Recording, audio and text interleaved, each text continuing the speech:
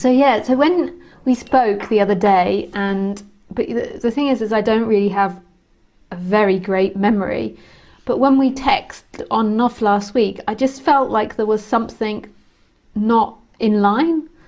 But this is my feeling, like there's something not in line. And if you don't want to explore it, that's okay. But just if you want to explore it, we can.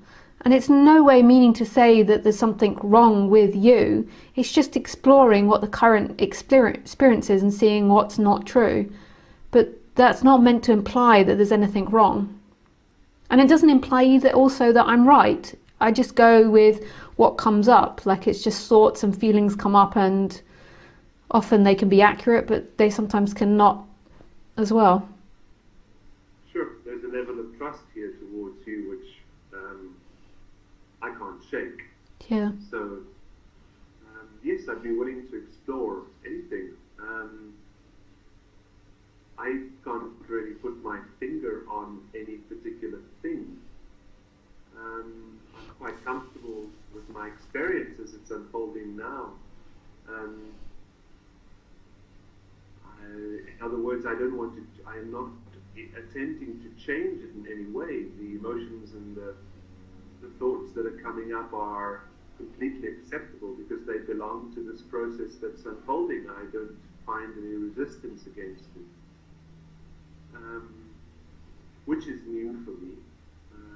It's a recent development. It's only been, I suppose, a month and a half or two. But yes, I'd be willing to explore anything which we could maybe find together. I'm very maybe interested in understanding or looking at how I could be deceiving myself that everything is okay. But the thing is what normally happens is we pulse in and out. So like everything can be okay, and then something comes, and then we pulse in and out of being okay, or we pulse in and out of like more expansion and less expansion. Like we feel more expanded and integrated in what we define as happy, and then we find something comes, and then we feel less. That really doesn't upset me at all now. I'm very used to how this person, this character, has these movements, and they don't make me uncomfortable anymore. I don't desire much to be out of any state that I find myself in. If I do feel contracted and closed and down, that's just what's happening for me. I don't try and fight against it. It's like I'm comfortable with. There's a level of conformity with what is happening, and I don't find my God, I shouldn't be in the state. I wish I was in a more expansive, loving state. I don't find that anymore. Yeah.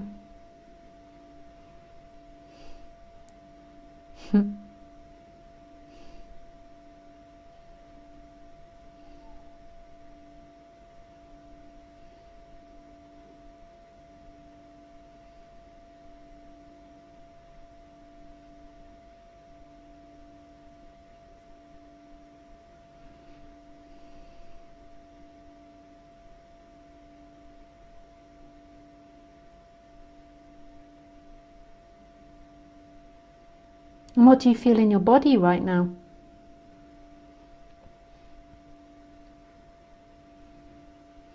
I suppose a little bit of nervousness in the stomach. It's the first time I've spoken on Skype, but I think it comes from that because the nervousness entered when I was preparing to speak with you.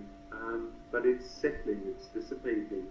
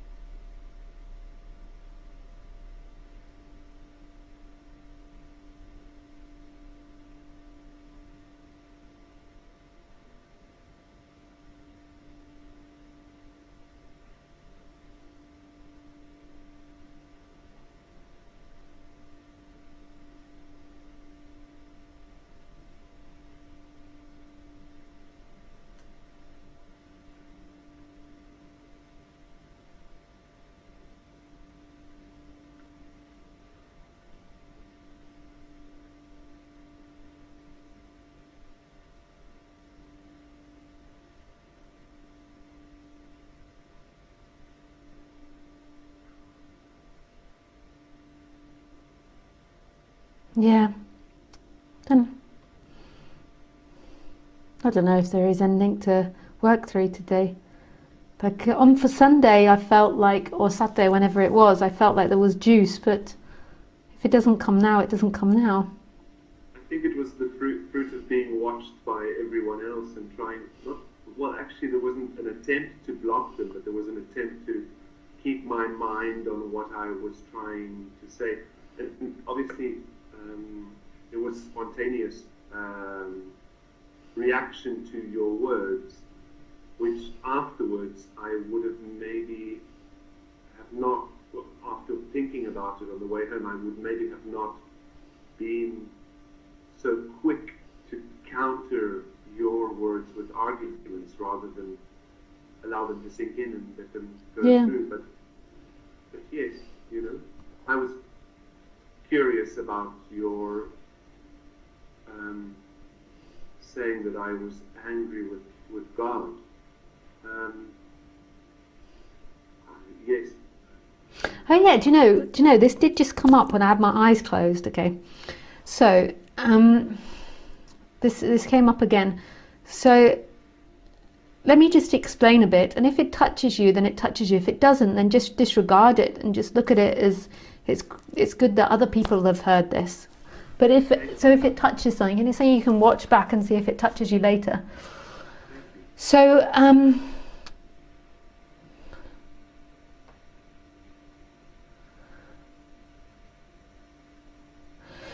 so as we form into thinking, and as we form, I'm going to speak actually to everyone, not just down to you. So as we form, like our mental structures form, so like at the age of 2, 3, 4, and we begin to think in this separate way.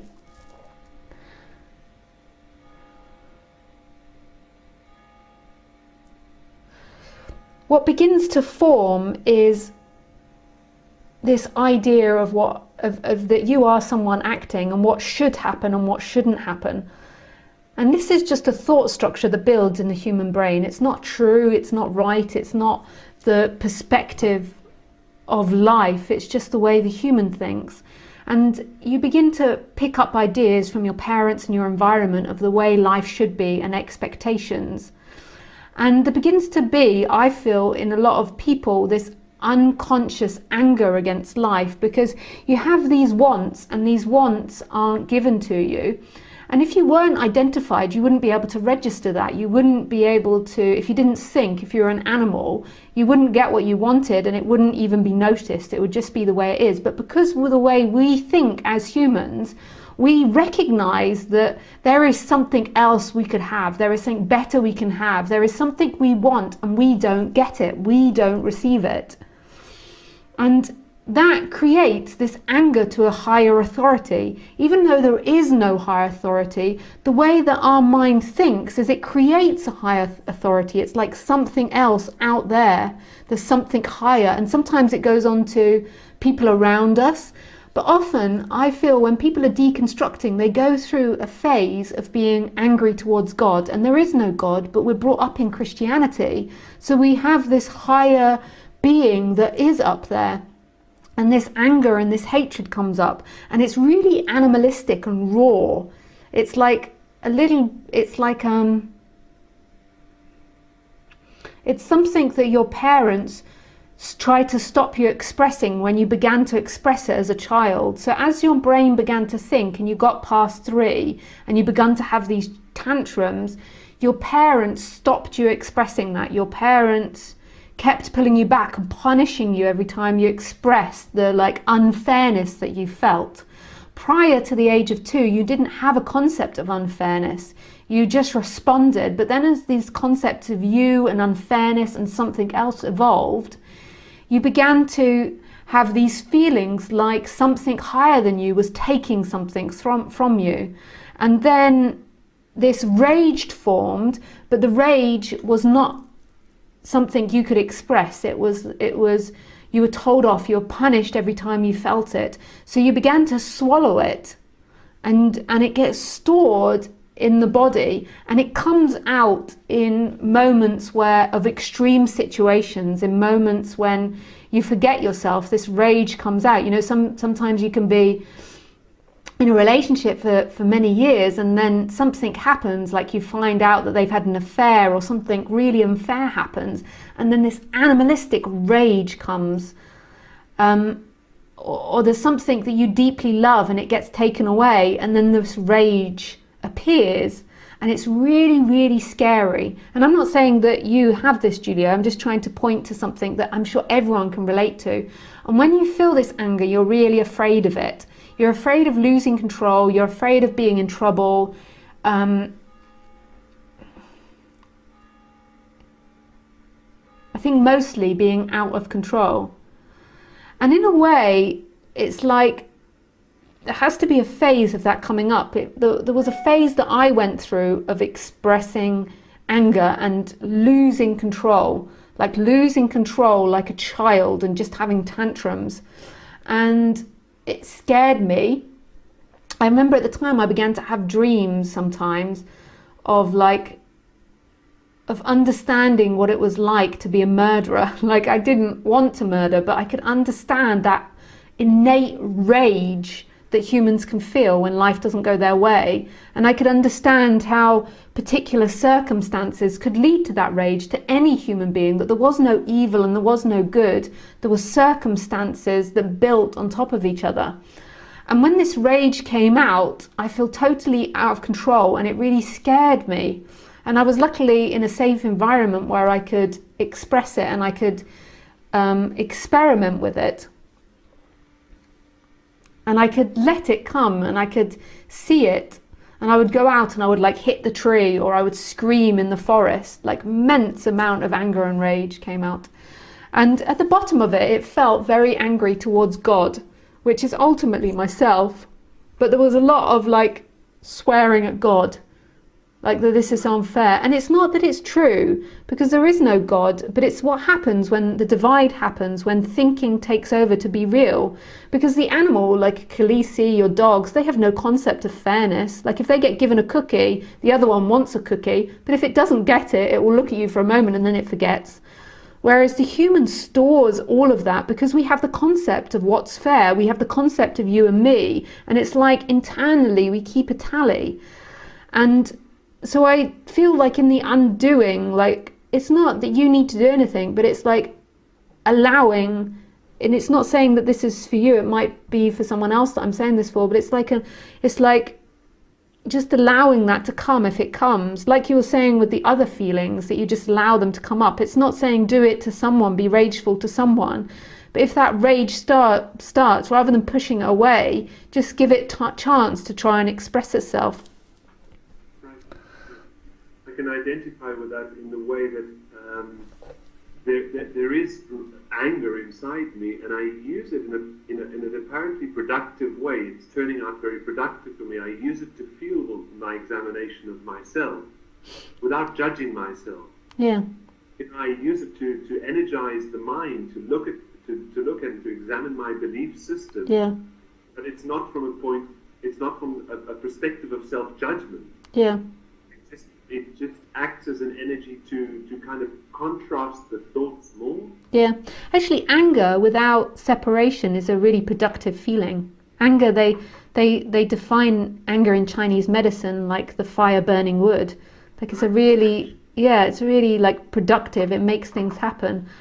But when it's from separation, it's always got this victim quality to it. That you're victim to something. It's that something's happened to you, whereas the dogs can't really perceive that something's happened to them. If you beat them, they're upset for that moment, and then they kind of forget, they're scared of the stick in the future, but they can't hold it against you. They can't feel that life has done something against them, because they can't think like that. Whereas because we can think like that, and because we believe our thoughts to be true, then that kind of manifests in our bodies, in our way of being.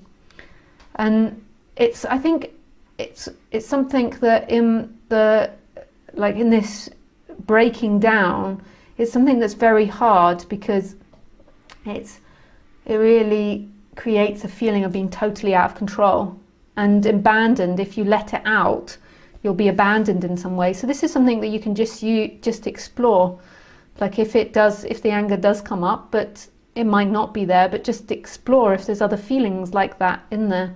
Because none of this is like you've got to do this or not do this, because there is nobody here. It's like an exploration of eating itself. It's like the less and less there's an unconscious identification, you just melt more and more into what's actually happening, and your natural way of being takes over. But if something does come up, then it's like I'm saying these words, and maybe that body the next time will explore that. But it's not really a prescription, because who could I prescribe to? It's ever-changing thing that appears to have a me in it somewhere, but that's ever-changing too, all the time. Not the same person I was this morning, and I'm not the same person I will be tonight. So continually transforming. It's quite an amazing fucking thing. It really is. It sure is. Thank you for your time, Lisa. With pleasure. I think that was what the feeling was coming up on Sunday that I was wanting to express. But I don't know, I'm not saying that's right, and I'll have forgotten this pretty soon, so I'm not really holding it to you, because who could I hold it to? It's just words coming out. As I say, I trust you as another organism like myself. I trust you because I think you, I here, or in this mind, I have established you as somebody who has gone beyond self-perception. Whether that's true or not, I can't know. I can only know my own self-perception and expose honestly to you what I think, and see what your response to that is. Yeah. And I will be back if I need you again. Nice, thank you for calling. Thank you, Lisa. Oh, lots of love to you. Bye.